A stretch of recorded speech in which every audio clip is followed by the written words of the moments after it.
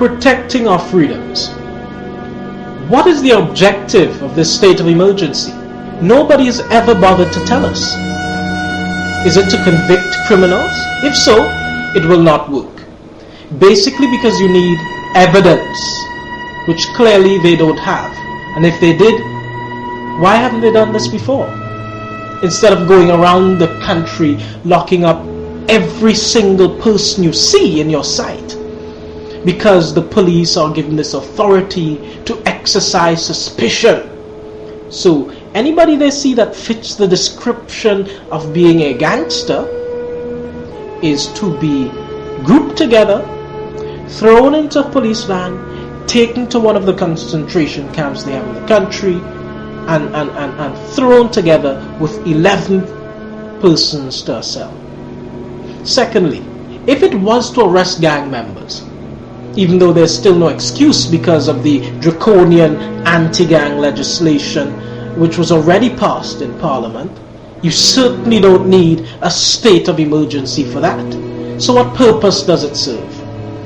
If 1,000 plus people get arrested and sent to the concentration camps around the country, say 10% get convicted within a period of 4 months and 90% set free, what is the likelihood of them accepting being locked up for 4 months with nothing to answer for? They will be back on the streets and filled with more hatred than they were before all of this began. Third point, what country in the world has ever had a state of emergency to deal with crime? None. Why? Because the danger it creates is greater than the ills it is meant to deal with. A state of emergency are for nations at war, for uncontrollable riots. And even as an example, in the UK, a couple of weeks ago, they didn't even pass any such a measure, but dealt with the situation quite hastily. And even today, it's being processed through the courts. Thousands of people are being processed through the courts.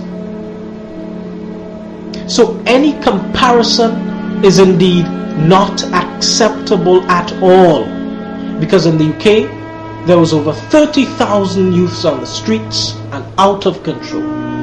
Trinidad and Tobago, 11 people were killed over a period of 4 days.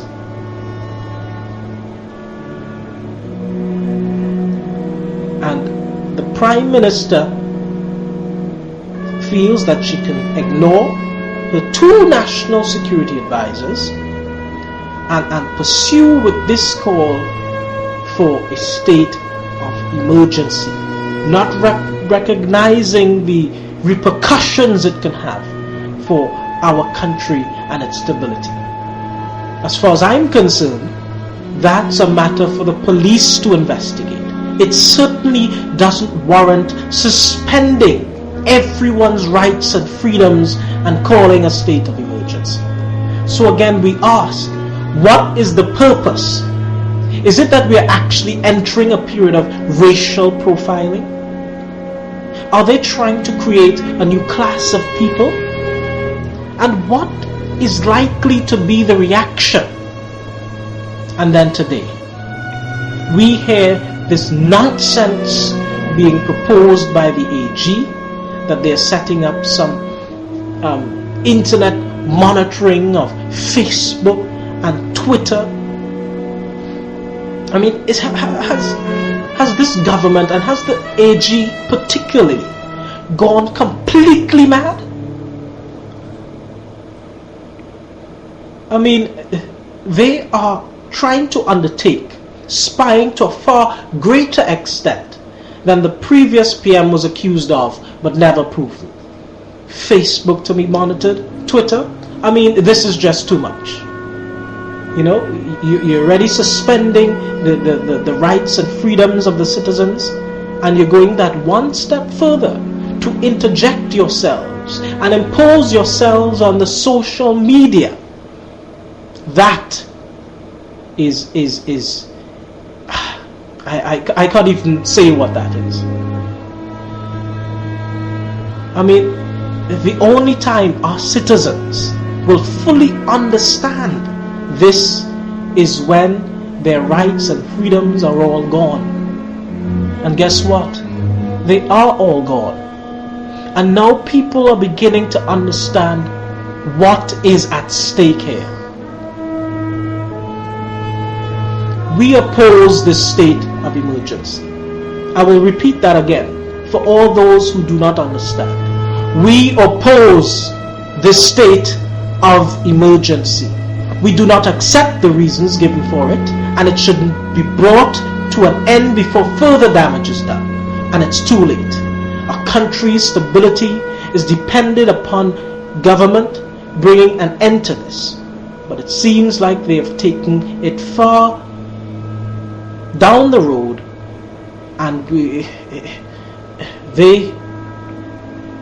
I don't think they will be making any return, because they have really trampled upon the civil liberties of the people of Trinidad and Tobago, and that is not acceptable.